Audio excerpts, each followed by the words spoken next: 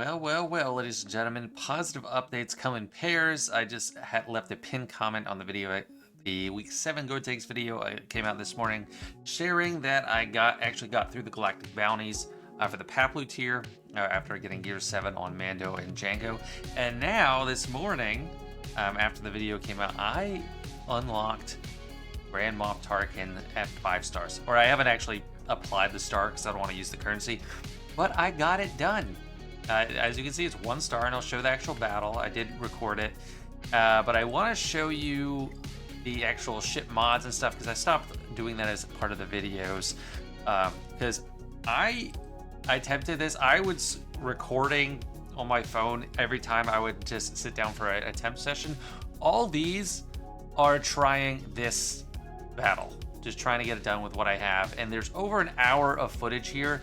Just hopeless. This last 5-minute video is the one where I actually got it done. But let's see my dark side. It was really frustrating. So I don't know. I want to recommend people have a tank. I don't know how well it's gonna work. Because I want the light side fleet. I focus on the light side fleets, Galactic Republic. That's my main thing. So I kind of have a split focus here, which is why it was so hard for me. But just 4 stars on 3 of the ships. 4 stars special forces TIE pilot. The only contribution it had, it called an assist, and then it took a hit to die. But I have 4-star Geo Soldier and Geo Spy. Neither of them are 5-star yet, so I can pause on them and upgrading their ships because I got it done. 5-star Imperial TIE Fighter, not even 6-star yet. 5-star TIE Silencer. And let's look at the characters for each. One thing I was able to update between the video that came out this morning and today, I hit level 76, so I just got an extra level. And the basics, the Omega abilities on basics opens up. So that is something I got to apply. I applied it on all of my my pilots, my important ones. TIE Fighter pilot there. Not on Geo Spy. I actually didn't even get to level 7 here, and I'm not going to. I'm going to leave that. He's going to stay as is until I start working on GB or just Geonosians overall. I like having that. They're in a good place right now. It's nice to have them at Gear 8. I didn't have to get them to Gear 9. I thought I would. In Executrix, what I bumped up on him, I used 30 Prestige to get this offense bonus to 9% doubled for Empire, up from 5%, and it all kind of helps and makes a difference. I also upgraded it to level 30. It doesn't do a huge amount, but it didn't increase the speed at all, but it did give it some more damage, which helps for its ultimate, and that did matter. So I could upgrade that soon, but I'm not going to. Only at level 78, that's what I'll upgrade it. But let's look at the actual footage. So here we're gonna start with just the full 5-minute clip I have.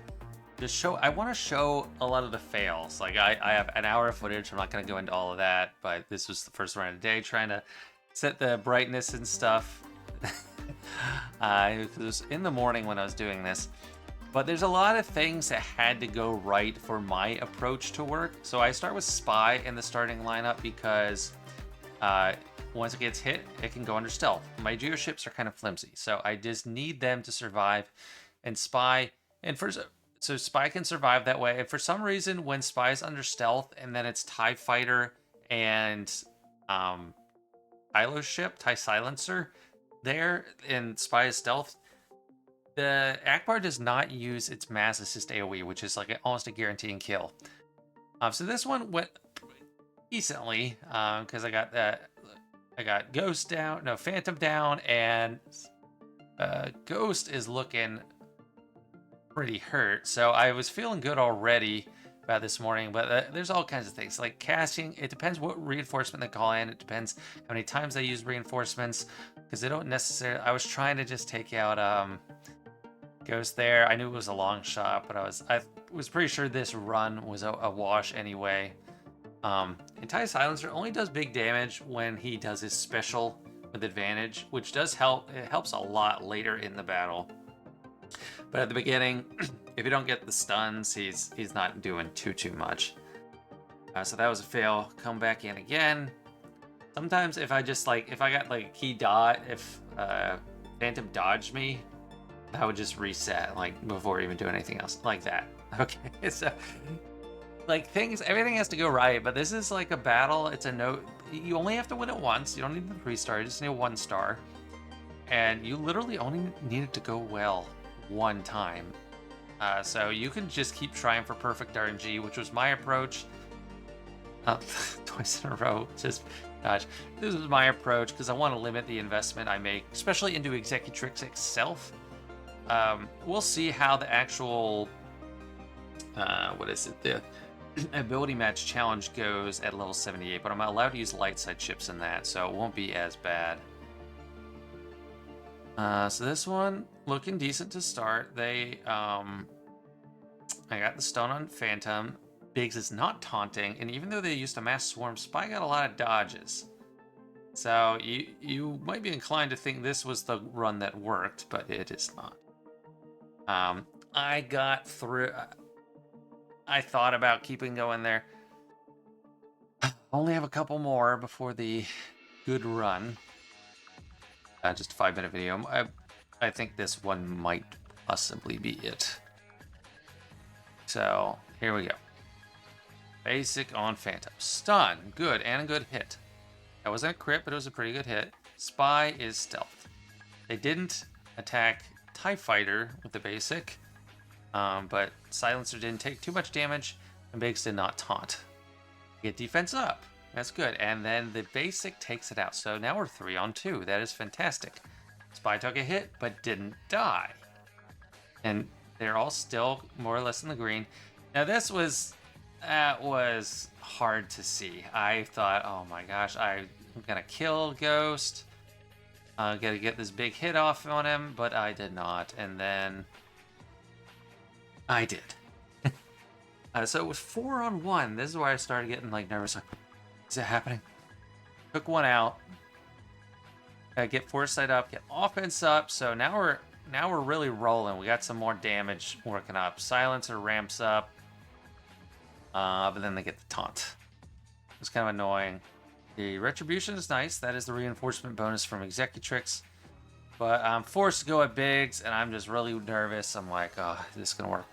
Bring in my useless ship that has no stats, but it can call an assist on a good character that does have stats. So I got to call Silencer for an attack hit, which also generated advantage. Useless ship goes away. US Soldier goes away. Now we're just down to my 2 main ships that I actually use in Fleet Arena. And then Biggs is down 2 on 1. I'm really nervous. I'm like, is this it? Is this it? And then oh no.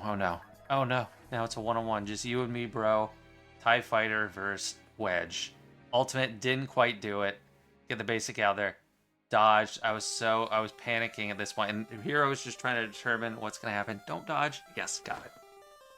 So that was how it went down. I don't recommend approaching it this way, just banging your head against the wall over and over again. I mean, if you want peak efficiency, that is the best way to do things, where like you don't upgrade things all the way. If you can retry it, then you're just trying to get away with something. I got away with something here. It was at the cost of an hour or so of my time with like hopeless attempts. But I am so glad it's done. And this is just one template out there for people. There's not a ton of like footage on this actual event. So I hope this does help people, even if they're not using the same approach as me. But my approach, I mean, I used it because I think it's most beneficial in the long run. I'm not wasting resources on the Executrix because Mace Windu is my main ship. And yeah, that's how it went.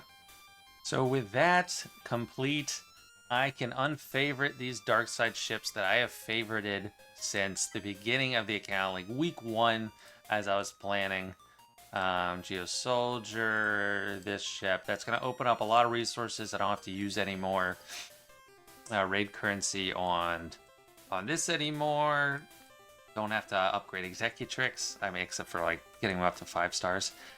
So that's just really nice. I'm probably going to unfavorite Sunfac as well. Keep Boba because I have other purposes for him.